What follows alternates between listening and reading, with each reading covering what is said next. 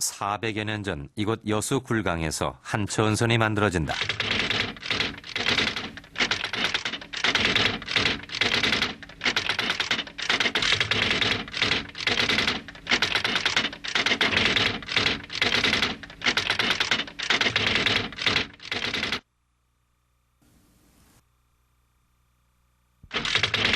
그리고 하루 뒤 임진왜란이 일어난다. 전쟁을 예견하고 만들어진 거북선이 드디어 그 모습을 드러낸다. 그것은 지금까지 우리가 알고 있던 거북선과는 다른 모습이었다.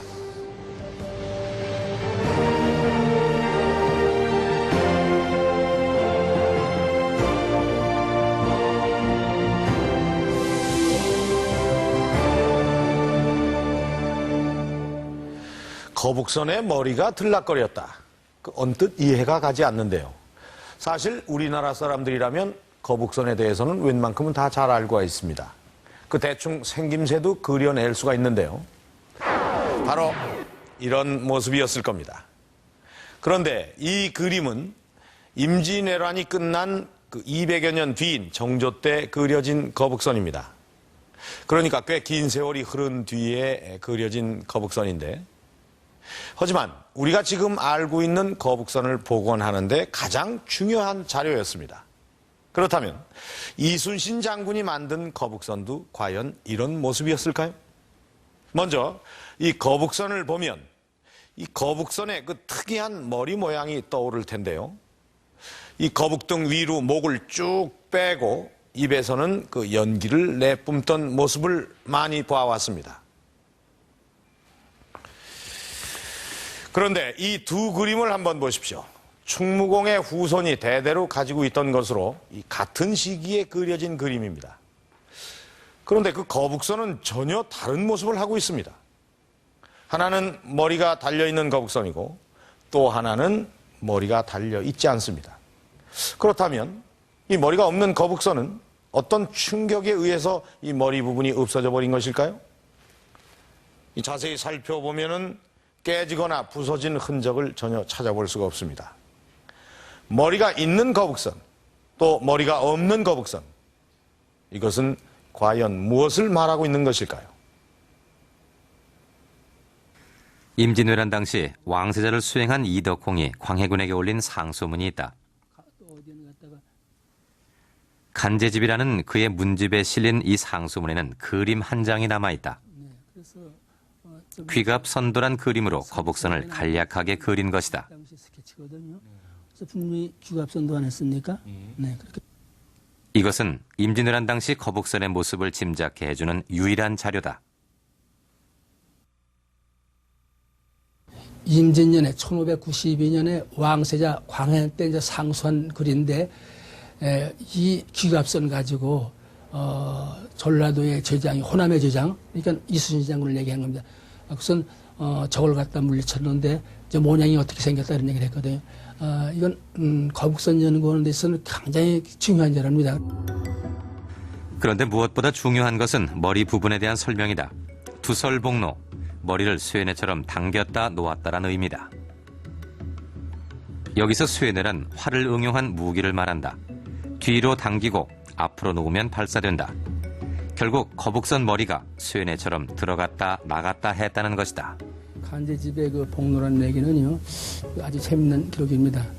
그것이 지금 거북이 모양 들어갔을 때 이렇게 숨었다는 얘기거든요. 복은 엎드렸다는 얘기도 이게 숨었다는 얘기도 되거든요. 그러니까 적선하고 싸우다가 이게 부딪히게 되면 이게 들어가고 필요에 따라서 나와서 저기 거북이 모가지가 지금 산 거북이 모양 들락날락했다 그런 얘기입니다.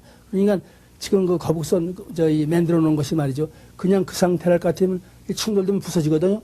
만약에 그럴 경우는 이게 들어가는 거예요. 그럼 까딱없죠.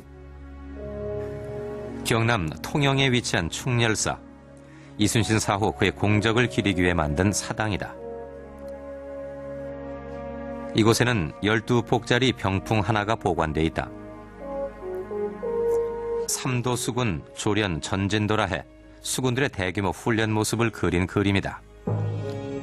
일정한 진영을 이루고 있는 수백여 척의 크고 작은 조선시대 전선들, 그 속에서 거북선도 여러 척 눈에 띈다. 그런데 가장 큰 통제형 거북선에서 특이한 점을 발견할 수 있다.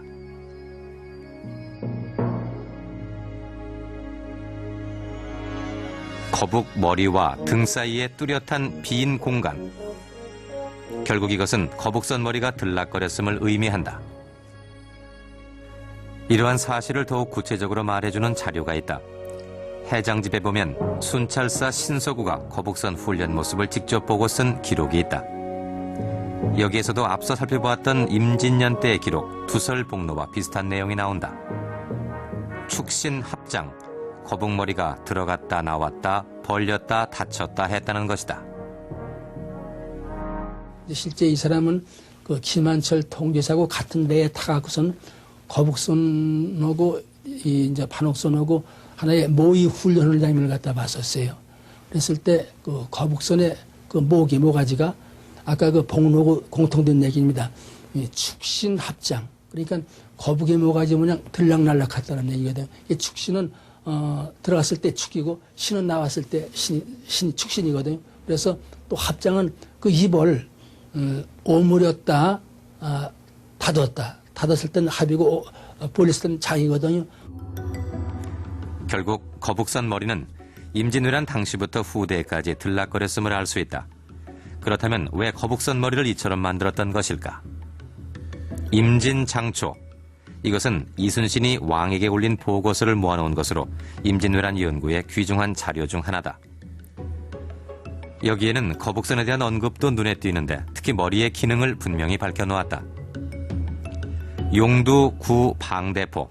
용 머리를 만들고 그 입으로 대포를 쏘았다. 그리고 앙방 현자 철환이라 해서 거북선 머리에서 현자 총통을 쏘았음을 알 수 있다. 이 포가 우리가 관심이 가장 많은 현자 총통입니다. 이 현자 총통에 넣어서 쏘는 것이 이 철안과 또 이 차대전을 바로 넣어서 발사할 수 있는 겁니다. 이렇게 넣어서 발사를 하는데 용머리에서는 이것은 쏘지는 않았을 겁니다. 왜냐하면 장전하기가 엄청나게 힘듭니다. 바로 이 철안을 넣어서 쏘았을 겁니다. 현자 철환을 쏘았다면 용머리의 크기는 어느 정도였을까? 동체를 받친 현자포의 크기는 최소한 50cm 높이와 30cm의 폭을 가진 공간을 필요로 한다. 또한 여기에 사람이 들어가 화약과 철환을 쟁일 수 있는 공간을 고려해야 한다. 성인 남자가 팔꿈치를 벌렸을 때 그 길이는 대략 120cm 정도. 따라서 용머리의 크기는 적어도 그 이상이 돼야 한다. 결국 당시 거북선의 용머리는 우리가 지금 알고 있는 것보다 상당히 컸음을 알 수 있다. 현자 총통을 장치를 할 수 있는 공간이 된다 그러면은 현재 기록대로 너비가 석자 정도 되어서는 현자 총통을 설치할 수 없습니다. 그 정도 공간이 되려 그러면은 적어도 4자 9치 정도 이렇게 돼야 됩니다. 4자 9치 정도 되려 그러면은 선수 길이가 12자 정도 되는데 3분의 1 이상은 용머리